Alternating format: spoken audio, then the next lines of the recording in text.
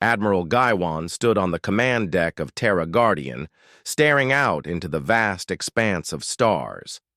The massive orbital station was humanity's pride, circling Earth like an artificial moon. For 3 centuries, humans had established colonies on faraway worlds. They advanced quietly, rarely interfering with others. Jiwan, tall with sharp eyes and streaks of gray in her hair, had safeguarded Earth's defenses for 2 decades. Yet today felt different. The scanners detected something incoming, something immense. She summoned Captain Mi to her post. Multiple ships inbound. Jiwan turned to the central display, and her breath caught. Enormous vessels erupted from faster-than-light space. Hundreds. Each craft dwarfed anything humanity had ever built. "Count?" she asked. 237, Admiral. Definitely not human. The alien armada resembled colossal metal predators. Their gray hulls bristled with weapons, maneuvering in precise formation, encircling Earth like sharks. "Incoming transmission," Communications Officer Sunho reported. "On screen." The display shifted, revealing an alien visage. Blue skin, 4 eyes, serrated teeth. Its voice, rendered cold by translation, declared, "Primitive humans of Earth. I am Ambassador Velkanos of the Velkari Empire. Your expansion ends here." Jiwan stepped forward. "This is Admiral Giwan, Earth Defense. You have entered human territory. State your purpose." The alien chuckled, a cruel sound. "Human territory? Foolish. The Velkari have ruled this sector for 3 millennia. We subjugated 12 species before your kind built cities. On Earth below, Ambassador Tae Hyan sat in his office as alarms wailed. A seasoned diplomat, calm under pressure, he now faced first contact with conquerors. His aide burst in. "Sir, the Defense Council demands you immediately." Tae hurried, underground to the emergency chamber. President Kyung, Defense Minister Woo Jin, and senior commanders were already assembled, their faces tense. "Status?" Tae asked. "Aliens," the president answered grimly. "They demand our surrender."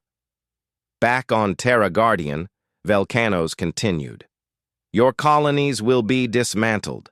30% of your people will labor for the Empire. The A. Rest will obey. You have 72 hours. Jiwan's voice was steady. "And if we refuse, then we will take what is ours by force. No young race has ever defied the Velkari." The channel cut, leaving only the hum of consoles. "Admiral?" Mi asked softly. "Our move?" Jiwan studied the fleet, each ship capable of leveling a city, together strong enough to erase every colony. But she had a secret. "Get me Dr. Hyun." In a hidden asteroid lab, Dr. Hon, brilliant and quick-handed, led Project Defiance. For 50 years, she had engineered humanity's contingency. When Jiwan's call arrived, she didn't hesitate. "I saw their fleet. Phase 3? "Yes." "How many ships?" 37. Combat-ready and fully crewed." Jiwan allowed herself a smile. "Keep them concealed until I give the order." The aliens assumed humanity weak, having only seen unarmed explorers and lightly fortified colonies, but humans had long known the galaxy could be hostile. Half a century ago, explorers uncovered ruins of an ancient species, technology far beyond human science. Instead of rushing, humanity studied for decades, birthing Project Defiance. In secrecy across the system, warships had been built with alien designs, crews trained, weapons tested. The day feared but expected had come. Captain Mi was among the few with clearance, her experience on the new warships proving their unmatched strength. The aliens had no idea. "Shall I alert the colonies?" she asked. "Yes, begin evacuation orders. Make Mars colony look like we're surrendering."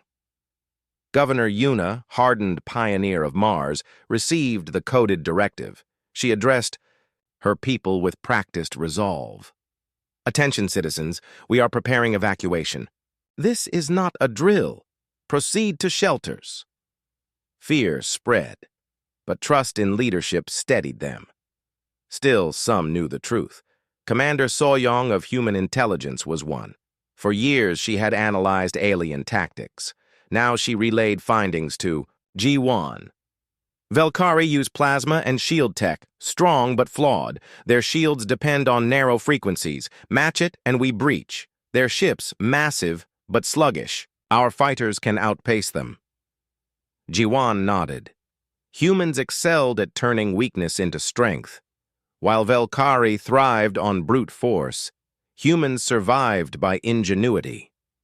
In the asteroid belt, Engineer Dohyan made final checks on weapons humanity wasn't supposed to have. The new warships looked nothing like the explorers of old, sleek, armored, and lethal. Their armor and weapons drew power from fusion cores. The ships could accelerate faster than anything in Velkari ranks and strike from extraordinary ranges.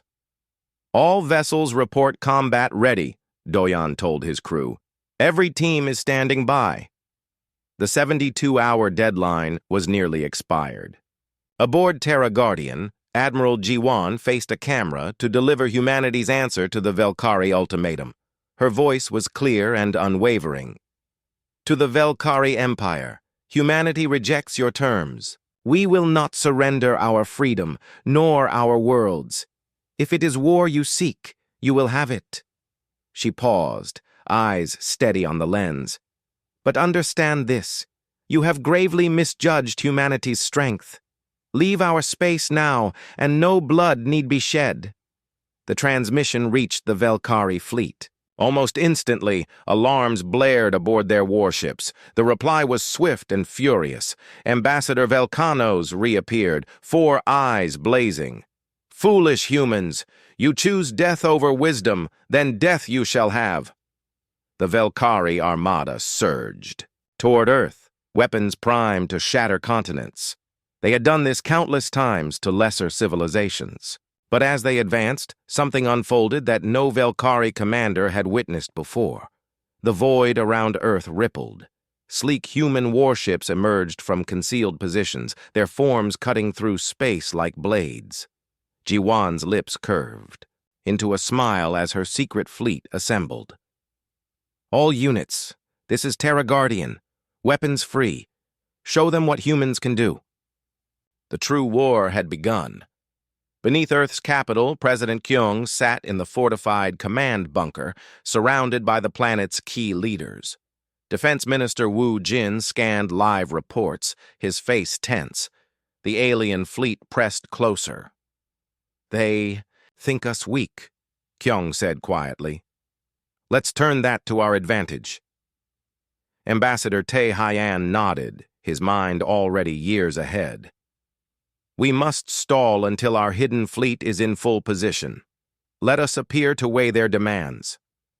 "General," June frowned. "Won't that make us look like cowards?" "Better cowards who win," Tae countered, "than martyrs who lose. The Velkari expect surrender.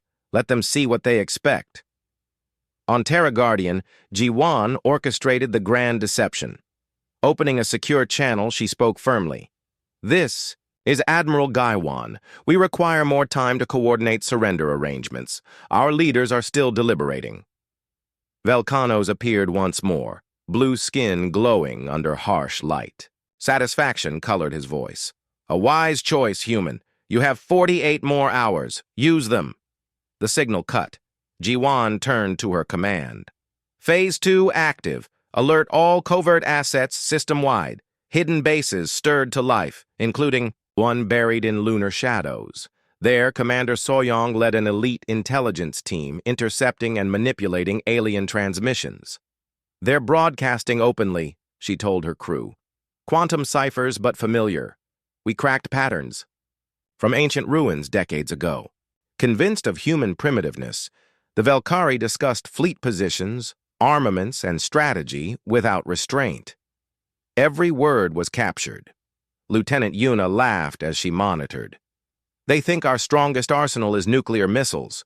They don't even suspect the plasma cannons. Soyoung allowed herself a thin smile. Exactly. Let them cling to their ignorance, inject false data, convince them our entire navy is a handful of patrol craft. Meanwhile, deep within her xenobiology lab, Dr. Yuni worked tirelessly over fragments of alien devices recovered over the years. She compared notes, testing hypotheses. Their energy shields are formidable, she told her assistant. But they carry a fatal weakness.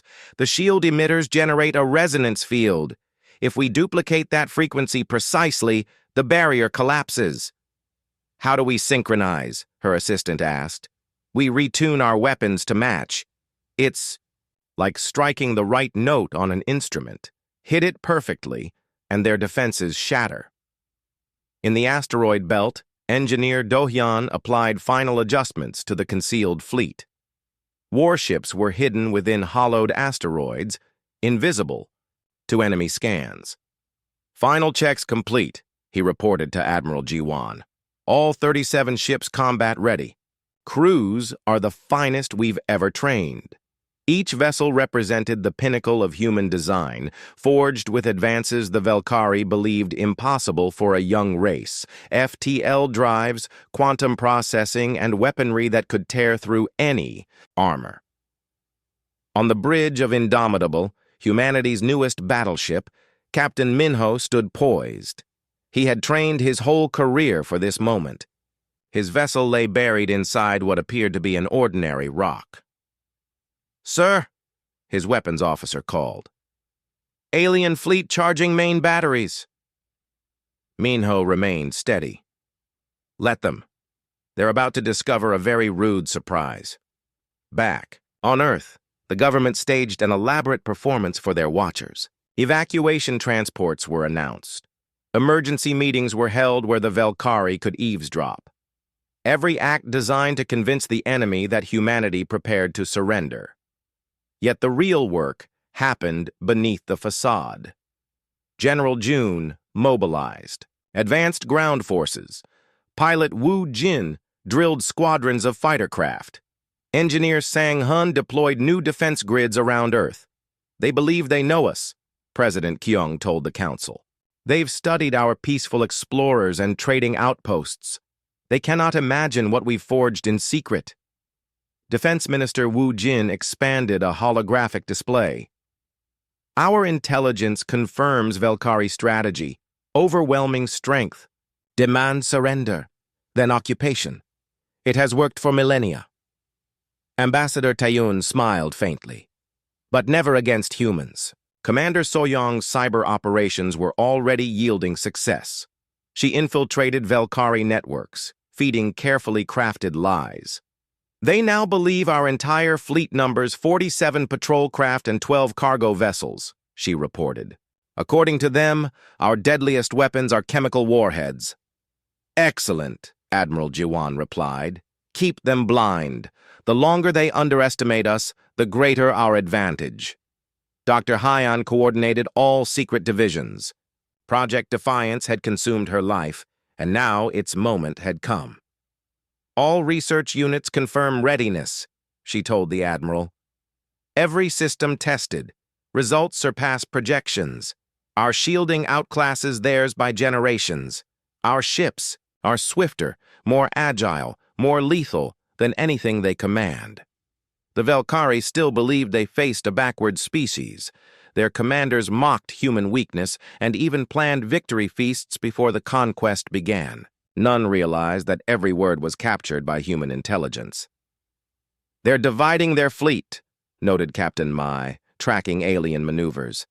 2/3 are moving toward our outer colonies. They want them secured before striking Earth. Ji-won nodded. Good. Smaller groups mean easier targets for us. The deadline loomed. Humanity's final response was due within hours. Ambassador Velkanos transmitted again. Time dwindles, humans. Submit now and die swiftly. Resist, and your extinction will be slow and cruel. President Kyung chose to answer himself. Calm and resolute in his office, he faced the camera. People of the Velkari Empire, for 3 millennia you have enslaved and subjugated others. You believe dominance is strength. But true strength lies in defending what you cherish. He paused, gaze unwavering. Humanity rejects your ultimatum. We will not surrender our freedom. We will not abandon our colonies. We will never kneel to tyranny, no matter how mighty you think you are. The broadcast echoed across the stars. Subjugated races under Velkari rule listened, wondering if the humans were fearless or simply foolish. Velkanos sneered. Then, "You have chosen extinction. The Empire will make you an example." His fleet advanced, weapons charged, ready to obliterate colonies and slaughter millions. But then, the impossible occurred. Space around them shimmered. One by one, human warships decloaked, their stealth fields collapsing to reveal the hidden fleet. "This is Admiral G1, her voice rang out. "Velkari vessels, you are trespassing in human space. Withdraw, or face the consequences." Velkanos stared at the readings in shock. Human ships, large, advanced, powerful, stood in formation. Their signatures showed technology far beyond anything intelligence had reported. "Impossible," he muttered. "Our data said they were primitives." "Sir!" his tactical officer shouted. "The human fleet is locking weapons and moving into attack formation." For the first time in 3,000 years, the Velkari faced a foe that could truly fight back. They had expected easy conquest. Instead, they confronted a species that had prepared for war in silence for half a century. "All ships," G1 commanded, voice cold and sharp. "Weapons free. Show them what happens when you threaten humanity." The war began. The Velkari struck first. Plasma salvos streaked across the void, blasts strong enough to vaporize asteroids. They expected to see human vessels shatter in fireballs. Instead, blue energy shields flared around every human warship, absorbing the impacts entirely. The barriers glowed brighter, feeding on the alien fire. "Impossible!" Velkanos roared from his flagship. "Those shields surpass our own!" On Indomitable's bridge, Captain Minho stood calm as the storm battered his defenses. "Weapons! Return fire! Target their lead ship!" The main cannon roared, unleashing a piercing beam of energy. The Velkari flagship's shields flared, once, then failed completely. The blast tore through armor like paper. "Direct hit," the weapons officer reported. "Target disabled." Across the battlefield, humanity's hidden fleet proved 50 years of secret labor had been worth every moment. Velkari ships faltered, bewildered by weapons and tactics they could not comprehend. And then, cutting through the chaos, Lieutenant Yuna led the first human fighter squadron straight into the fray. Human fighters entered the fray, moving faster than any Velkari pilot had imagined possible. Lieutenant Yuna's craft darted between enemy cruisers, evading heavy fire while striking precise blows. "Phoenix Squadron, on me!" she commanded. "Execute pattern Delta 7. The squadron responded like a swarm of angry wasps, weaving too quickly for the lumbering warships to target.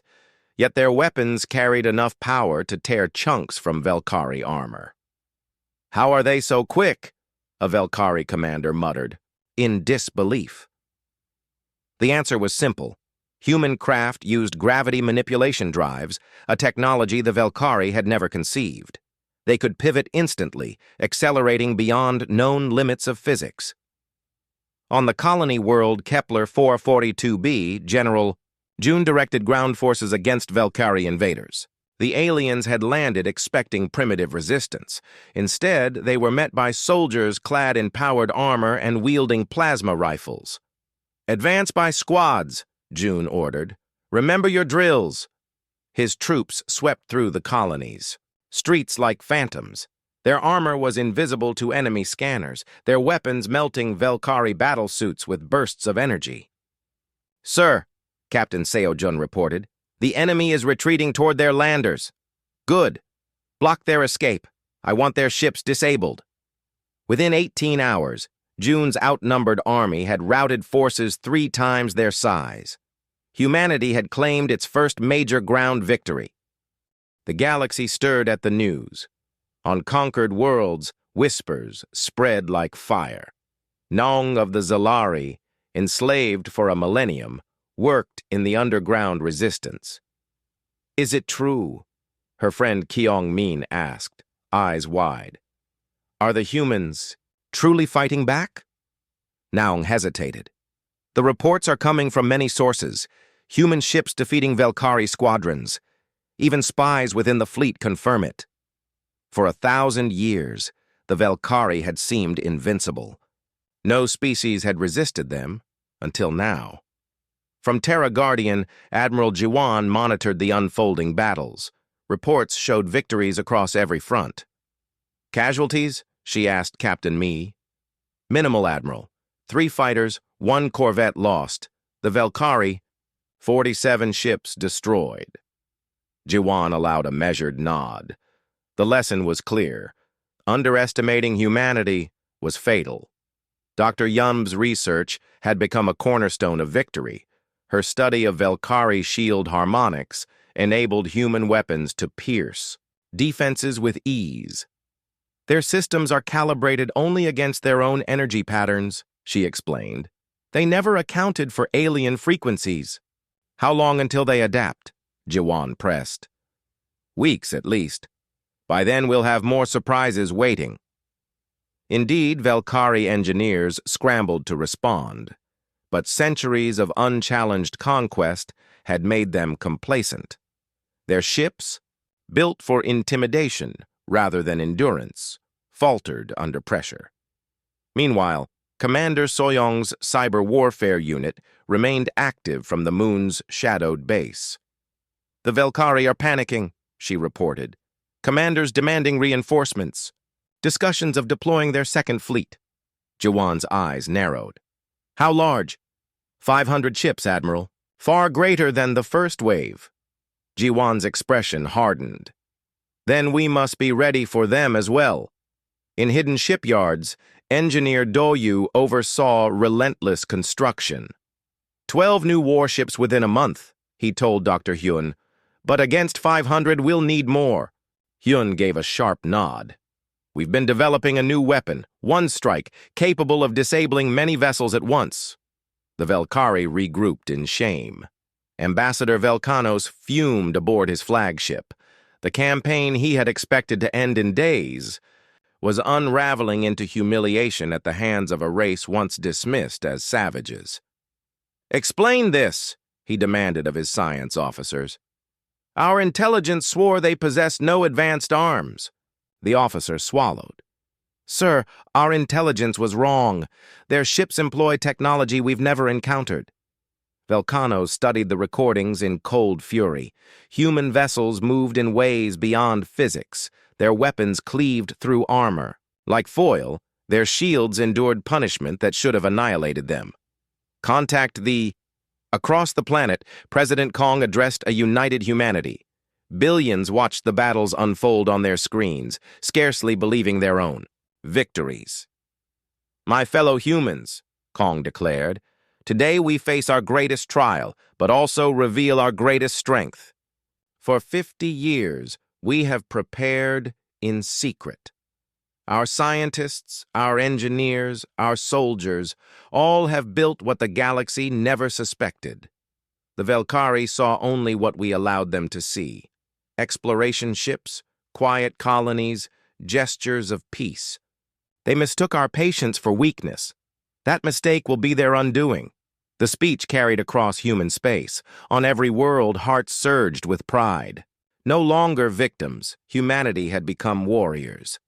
Captain Wu Jin's squadron struck a Velkari convoy, scattering cargo ships that ferried weapons to the front. This is Hawk Leader, Wu radioed. Remember, we fight not just for Earth, but for every enslaved species. In minutes, the convoy burned. Velkari ships, built to intimidate weaker prey, crumbled under fire from opponents who could truly fight back. On Terra Guardian, Admiral Jiwan studied a grim report from scouts. "Admiral, we've detected a massive fleet advancing from Velkari, core space, 512 ships including 3 dreadnoughts, ETA, 72 hours. Jiwan's gaze swept over the tactical display. The second fleet dwarfed any threat humanity had faced. Still, she had expected this. "Signal all. Forces, prepare for Operation Prometheus. The time has come to show the galaxy what humanity truly is." Operation Prometheus, decades in the making, was not defense, but counterstrike. Instead of waiting for annihilation, humanity would shatter Velkari power across their empire. Through quantum-linked communication networks hidden for decades in alien space, Dr. Sanang ensured flawless coordination across 12 star systems. "All units report ready," Sang Yan confirmed. "We can launch simultaneous assaults." As the Velkari advanced, expecting a broken foe, humanity struck first. Captain Seo Jun's battleship Defiant emerged near a Velkari command hub. "Weapons, free," he ordered. Antimatter fire lanced outward, vaporizing towers and turning bases into incandescent clouds. In seconds, the Velkari lost contact with dozens of fleets. Simultaneously, Captain Hana's stealth cruiser Vengeance gutted alien supply depots with quantum torpedoes. Commander Wu Jin led his squadron against a shipyard, planting charges across half-completed warships. "Clear the zone," he commanded before the chain reaction lit the void, annihilating construction worth decades of resources. Admiral Jiwan's voice echoed across the quantum net. "Phase 2. Execute." Human forces struck 12 systems at once, hammering supply lines, command stations, and shipyards with perfect timing. The Velkari had never faced an enemy capable of such coordination. At Nexus Prime, Captain Jizu's Shadow Strike infiltrated the Empire's command nexus. Marines in powered armor stormed the base, shrugging off enemy fire as if it were rain. "We've secured the cores," Sergeant Tamman reported. "Complete data on their fleets, logistics, and defenses." The findings were explosive. 17. Rebellions already burning within the Empire, dozens of species rising against their oppressors. Admiral Jiwan's response was immediate. "Transmit the intel to every resistance cell. Show them where to strike." On Empire's wrath, War Marshal Theron scowled at the flood of reports. His fleet, 500 ships strong, pressed toward Earth, but the Empire was collapsing behind him. Bases gone dark, supply chains severed, rebellions flaring across 14 worlds. "How are they coordinating this?" he demanded. "No species could possibly manage strikes across light years with such precision." "Sir," an officer answered shakily, "it appears the humans possess instantaneous communication." Theron studied the tactical feed. Humanity wasn't merely resisting. They were dismantling the Empire, piece by piece. His worst fear had begun. The conquered were rising. The Velkari Empire ruled by fear and overwhelming force. If the conquered ever believed their masters could be beaten, the entire structure would collapse. On the enslaved world of Kepler 186F, that belief had already taken root. The Zalari, driven to rebellion, struck for freedom. "The humans have proven the Velkari can bleed," declared Nayong, their leader. "Now is our chance." Armed with captured weapons, they rose against the garrison in their capital. For 1,000 years they had served, but they had never forgotten how to fight. From world to world, the spark spread. Every species had hated their chains, but none had dared dream of victory until humanity shattered the illusion of Velkari invincibility. Now courage replaced despair. Meanwhile, Dr. Bora and physicist Sang Hyun prepared humanity's boldest weapon yet, Project Ascension. "The equations hold," Bora assured Admiral Jiwan. We can collapse technology itself. A selective field, machines. Die, people live. Jiwan leaned forward. What scale? Planetary. Entire fleets, disabled without a shot fired. It was revolutionary. An end to the war without genocide. But deployment would take 6 weeks. Assuming resources arrive in time, Sanang warned. They would have to hold the line. Marshal Theron's Second Fleet, 500 strong, surged toward Earth. Though most of his empire had fallen silent, he swore to crush humanity and restore Velkari supremacy. Prepare full assault, he ordered. Erase every human world. Yet as his ships dropped from faster than light, they found Earth waiting, defended by Admiral Jiwan's fleet in perfect formation. This is Admiral Jiwan, her broadcast rang out. You are outnumbered and outgunned. Surrender now and you will be treated according to the laws of war. Theron laughed bitterly. His 1,000 ships faced fewer than 50 human vessels. Brave words from a doomed people. My fleet will reduce your home to cinders. Then learn what happens, Jiwan answered coldly, when you threaten human civilians. The Battle of Seoul began with the greatest exchange of fire in galactic history. 500 Velkari ships unleashed plasma storms and antimatter volleys. The void between Earth and Mars lit with death. Humanity answered, shields blazing, weapons cutting through the onslaught. But this time, they were not alone. From hidden points across the system, ships emerged. Zalari cruisers, Mantari destroyers, vessels of 12 enslaved species. All bore human battle flags.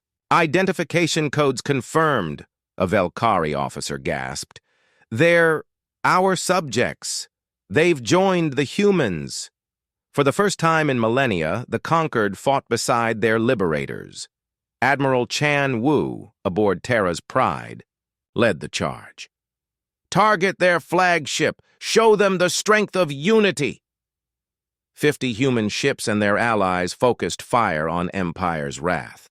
Under their coordinated assault, Theron's dreadnought shields collapsed, its colossal hull tearing. Apart? Impossible, he whispered, as the command deck vanished in fire. Meanwhile, Captain Yunji piloted the prototype Quantum Phoenix, phasing between realities. Materializing inside enemy formation, her voice crackled. The ship appeared. Within Velkari lines, unleashed antimatter charges, then vanished again. 3 warships died before the enemy realized what struck them. Next phase point locked, Tamman reported. We can take their ammunition carrier. Do it, Yunji commanded. The Phoenix reappeared inside the supply ship. Its explosion, cascading through 6 others, a chain of suns igniting the dark. Across the battlefield, more reinforcements arrived. Slave-crewed vessels, defected soldiers, entire flotillas hungry for vengeance. Fear, the Empire's greatest weapon, was breaking. And once broken, it could never be rebuilt. Ship by ship, Theron's proud armada was annihilated. Human weapons tore them apart. But what truly shattered Velkari hearts was seeing their former slaves strike them down. On Vari Prime, Supreme Overlord Kazth sat upon his crystal throne, drowning in reports of collapse. Fleets destroyed, colonies aflame, uprisings in every sector. The humans had achieved the impossible. How many systems have we lost? Kazth demanded, voice trembling. 47 are in open revolt, Supreme One, an aide stammered. The resistance spreads even among species we conquered centuries ago. For 600 years, Kazth had watched rebellions flare and fail, crushed beneath Velkari might. But humans were different. They fought with technology. The command sounded almost mystical. Activate the ancient protocols, Kazth ordered. Release the world killers. His counselors recoiled in shock.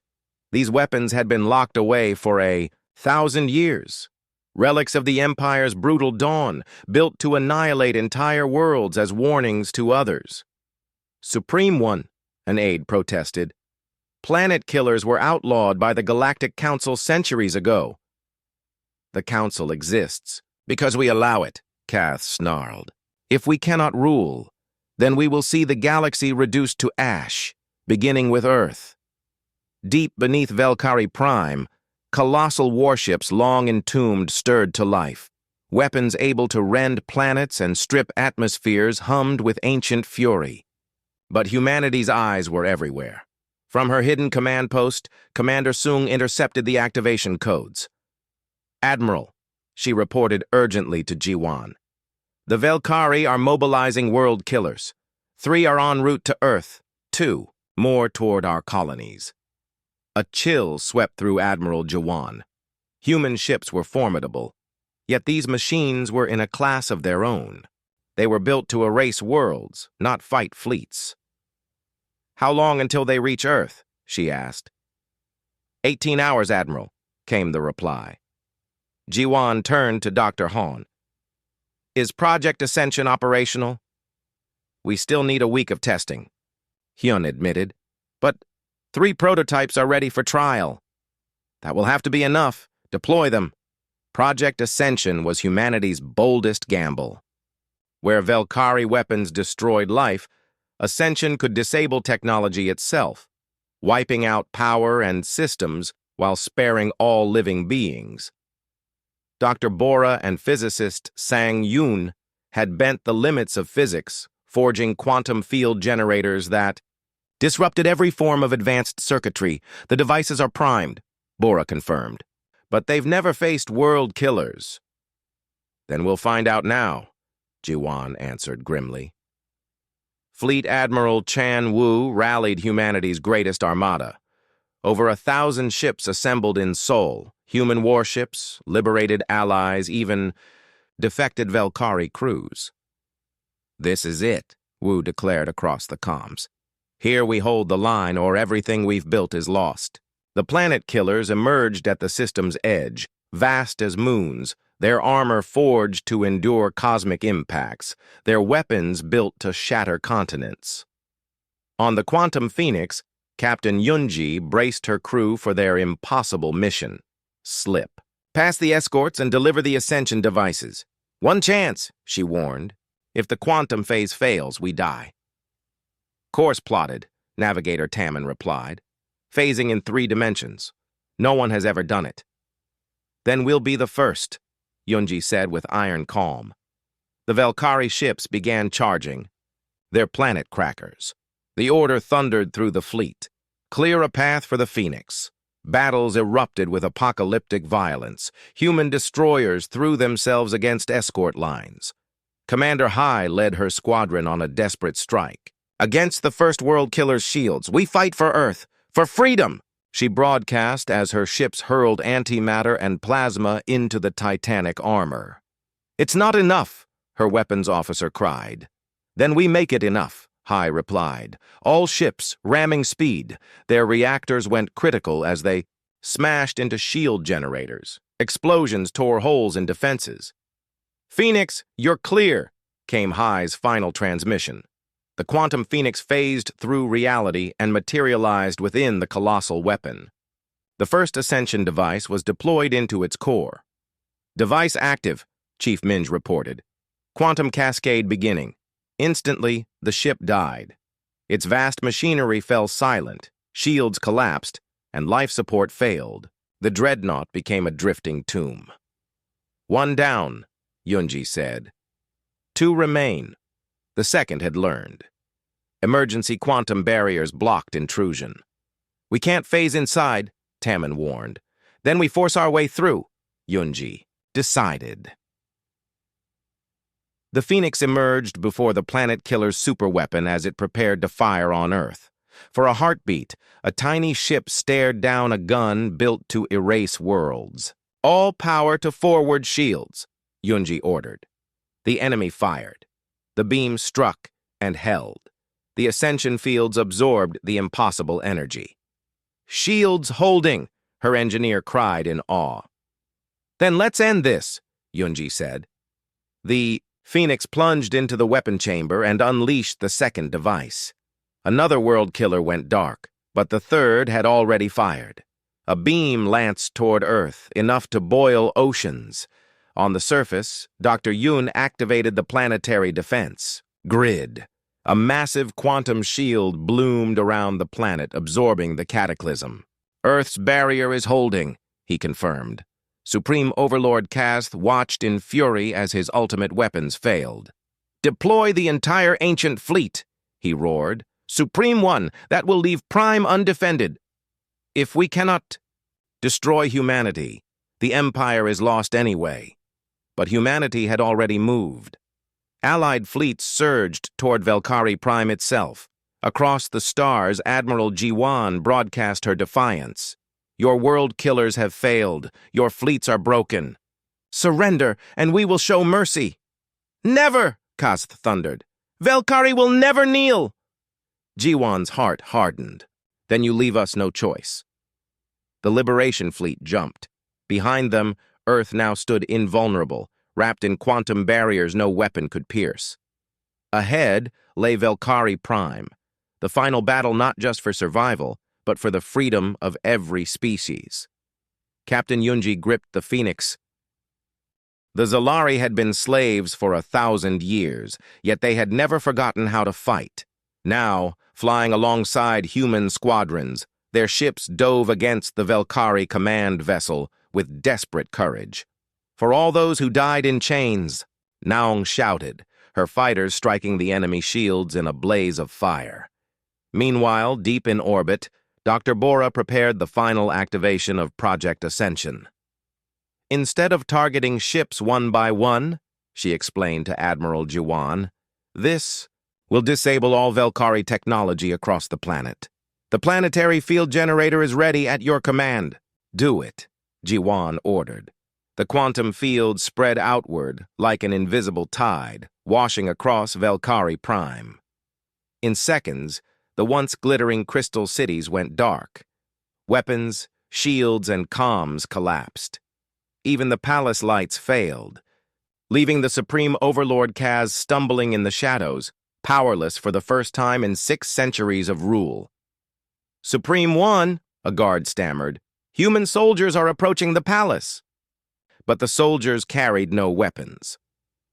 On the surface, Captain Ya Jin led the landing force with crates of medicine and food. She raised a speaker to her lips. "People of Valkyrie Prime, the war is over. We did not come to conquer, we came to help." Valkyrie civilians, taught since birth that humans were savage primitives, stared in disbelief as soldiers handed out supplies. A small child finally asked, "Why are you helping us?" Ya Jin knelt. "Because the war was never against you. It was against those who denied freedom to others." Peace negotiations began soon after. Ambassador Tae Hyun arrived to find a frightened, leaderless people. "The Valkyrie Empire is finished," he told the Planetary Council, "but your future is not." Old warlords raged at the idea of surrender, but younger reformers like Councillor Vea spoke differently. "The old ways brought us nothing but endless war. Perhaps it is time to try something new." Admiral Jiwan convened representatives from 73 liberated worlds aboard Terra Guardian. "The Valkyrie ruled by fear," she declared. "We propose something greater, the Galactic Cooperation Accord, a union of equals, independence for every world, but unity in defense and exploration." The idea spread like wildfire. Naung, once a slave fighter pilot, stood tall as a delegate for her people. "For 1,000 years, we dreamed only of freedom. Now, we dream of something more, true cooperation among the stars." The transformation was not easy. Former slaves learned to govern themselves. Former conquerors struggled to shed the chains of their own arrogance. Yet step by step, progress took root. Trade flowed. Science was shared. Hope returned. Human scientists repurposed the same quantum fields that had ended the war, now providing limitless clean energy to rebuilding worlds. Velkari veterans like Captain Xerox swore oaths to the new Galactic Defense Alliance, vowing to protect where once they had conquered. "I spent my life enslaving others," Xerox said. "Now I will spend the rest of it defending them." 10. Years later, on a neutral station at the heart of the galaxy, the first Galactic Assembly opened. Delegates of every species filled the chamber. President Keong, now gray with age but sharp of voice, spoke.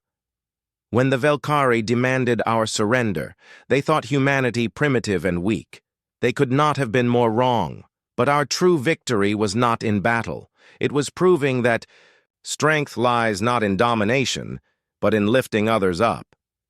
And so, when Admiral Jiwan once again stood upon the bridge of Terra Guardian, it was not for war.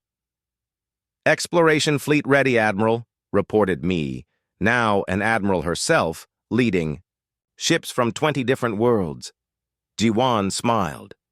"Then take us beyond the edge of known space. Let's see what wonders wait for us." The fleet leapt into the void, carrying with it the hopes of a galaxy that had remade itself, not through conquest, but through cooperation. On Velkari Prime, rebuilt with clean quantum energy, children of once sworn enemies now played together in the streets of the crystal cities. The past had been chains, but the future was shared. And for the first time in living memory, the galaxy looked forward, not in fear but in hope.